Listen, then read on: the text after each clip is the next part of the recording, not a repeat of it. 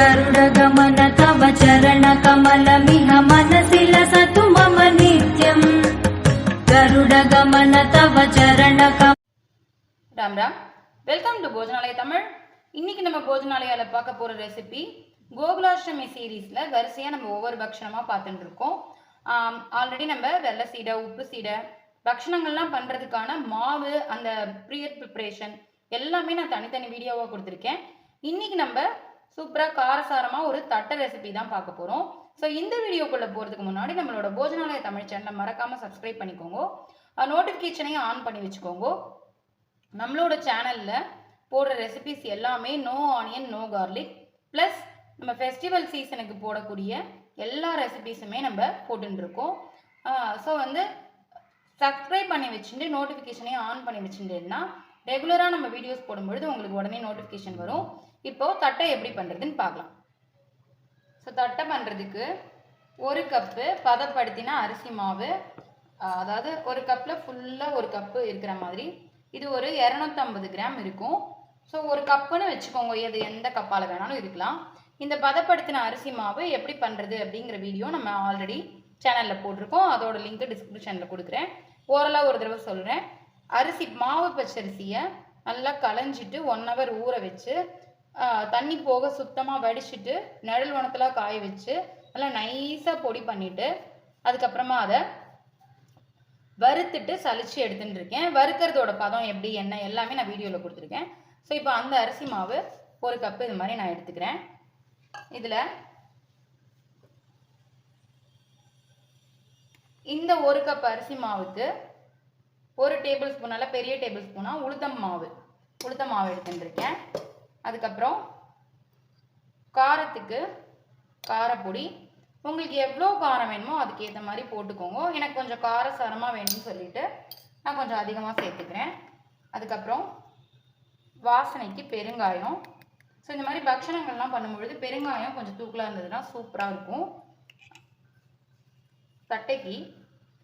அதுக்கப்புறம் சால்ட்டு, தேவையான அளவு சால்ட்டு சேர்த்துக்கிறேன். அதுக்கப்புறம் கடலைப்பருப்பு ஒரு 1 hour ஊற வச்சுட்டு நல்லா தண்ணியெல்லாம் சுத்தமாக வடித்து எடுத்துட்டுருக்கேன், அதையும் கொஞ்சம் சேர்த்துக்கிறேன். நெக்ஸ்ட்டு வெள்ளை எள்ளு சேர்த்துக்கிறேன். இந்த மாதிரி வெள்ளை எள்ளு நமக்கு சுத்தமாக இருக்கிற பிராண்டாக பார்த்து வாங்கிக்கோங்க, இந்த மாதிரி கடையில் கிடைக்கும். ஸோ அது கொஞ்சம் சேர்த்துக்கிறேன். ஸோ நம்ம எல்லாமே இப்போ போட்டாச்சு. அதுக்கப்புறம் வெண்ணெய் நல்லா 1 டேபிள் ஸ்பூன் வெண்ணெய், அதையும் சேர்த்துக்கிறேன். ஸோ இதை போட்டுட்டு நல்லா ஃபஸ்ட்டு கலந்து விட்டுக்கணும். அதுக்கப்புறமா தான் இதை ஜலம் விட்டு பிசையணும். இப்போது அது எல்லாத்தையும் நம்ம போட்டது எல்லாத்தையும் கலந்து விட்டுண்டாச்சு. இதில் கருவேப்பிலை வாசனைக்கு குட்டி குட்டி குட்டியாக இந்த மாதிரி கட் பண்ணி போட்டுக்கோங்க. இந்த மாதிரி கத்திரிக்கோலாலேயோ இல்லை பொடி பொடியாக கத்தியாலேயோ இந்த மாதிரி குட்டி குட்டியாக கருவேப்பிலை. இப்போ கருவேப்பிலையும் நம்ம இந்த மாதிரி குட்டி குட்டியாக கட் பண்ணி போட்டுண்டாச்சு. போட்டுட்டோன்னா வாசனையாக இருக்கும். ஆப்ஷனல் தான், உங்களுக்கு வேண்டாம் அப்படின்னா நீங்கள் ஸ்கிப் பண்ணிடலாம். பட் இந்த காரத்துக்கும் பெருங்காயத்துக்கும் அந்த கருவேப்பிலைக்கும் நல்ல வாசனையாக இருக்கும். இந்த வெண்ணெயெல்லாம் இதில் நல்லா ஃபஸ்ட்டு கலந்து விட்டுட்டு அதுக்கப்புறமா ஜல விட்டு பிசைஞ்சினோன்னா தான் இது வந்து நல்லா உங்களுக்கு ஒன்று சேர மாவில் வந்து கலக்கும். ஸோ வந்து நல்லா இந்த மாதிரி கலந்து விட்டுன்ட்டு இப்போ கொஞ்சம் கொஞ்சமாக ஜலம் விட்டு பிசைஞ்சிக்க போகிறோம். ஸோ ரொம்ப விட்டுறாதீங்க, தண்ணி பார்த்துட்டு விட்டுக்கணும். அதுக்கப்புறம் அளவு மாறிடும். நம்ம கெட்டியமாக பிசைஞ்சுட்டு போடலன்னா கூட ஜலம் விட்டுக்கலாம். பட் நம்ம விடும்பொழுது கொஞ்சம் பார்த்துட்டு தான் விட்டுக்கணும். ஸோ இதை நல்லா பிசைஞ்சு எடுத்துக்க போகிறோம். ஸோ இந்த அளவுக்கு நம்ம பிசைஞ்சு எடுத்துட்டாச்சு. இதோட பதம் பாருங்க, அதாவது ரொம்ப தளரவும் இருக்காது, ரொம்ப கெட்டியமாகவும் இருக்காது, ஒரு மீடியம் பக்குவத்தில் இருக்கும். மொத்தமே இந்த 1 கப் மாவுக்கு ஒரு 1.25 டம்ளர் தண்ணி தான் வாங்கியிருக்கு. ஸோ வந்து இந்த அளவுக்கு நம்ம இந்த மாதிரி பிசைஞ்சு எடுத்துக்கணும். அது பாருங்க, கலரே சூப்பராக இருக்குது. இப்போ நம்ம எண்ணெய் காய வச்சு இதை எப்படி தட்டி பொரிக்கிறதுன்னு பார்க்கலாம். ஸோ இப்போது எண்ணெய் ஆல்ரெடி நான் காய வச்சுருக்கேன். எந்த பக்ஷணம் பண்ணுறதா இருந்தாலும் நம்ம முதல்ல பிள்ளையாருக்கு துளியோண்டு மாவு இந்த மாதிரி பிடிச்சி வச்சிடணும். ஸோ இந்த பாருங்க, இந்த மாதிரி குட்டியாக பிள்ளையாருக்கு நான் பிடிச்சி வச்சிருந்தேன். பிள்ளையார் வந்து உட்காந்துட்டார் அப்படின்னாலே கண்டிப்பாக நமக்கு பக்ஷணம் நல்லா வரும். அவர் பார்த்துப்பார் எல்லாத்தையும். ஸோ இப்போ இதை எப்படி தட்டுறதுன்னு பார்க்கலாம். இந்த மாதிரி ஒரு வாழை இலை நல்லா சதுரமாக கட் பண்ணி எடுத்துட்டு இருக்கேன். உங்களுக்கு பால் கவரோ இல்லை எண்ணெய் கவரோ என்ன உங்களுக்கு சௌரியமாக இருக்கோ இந்த மாதிரி ஒரு தட்டுறதுக்கு ஏதாவது ஒரு கவரோ இலையோ எடுத்துக்கோங்க. எண்ணெய் கொஞ்சம் அதில் தடவிக்கிறேன். நான் மாவு ஒரு குட்டி லெமன் சைஸுக்கு இந்த மாதிரி ஒரு குட்டி லெமன் சைஸுக்கு உருட்டிக்கிறேன்.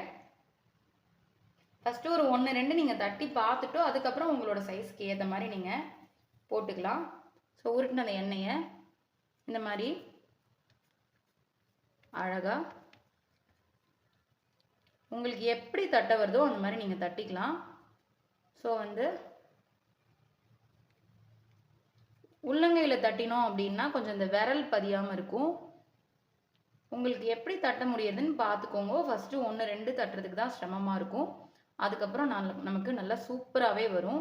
ஸோ நான் இந்த சைஸில் தட்டிக்கிறேன். ஸோ இதை ஆல்ரெடி எண்ணெய் காய வச்சுருக்கேன் இல்லையா, அதில் நம்ம போட போகிறோம். ஸோ கொஞ்சம் அடியில் நல்லா எண்ணெய் தடவிட்டு தட்டினேன் அப்படின்னா சூப்பராகவே வரும்.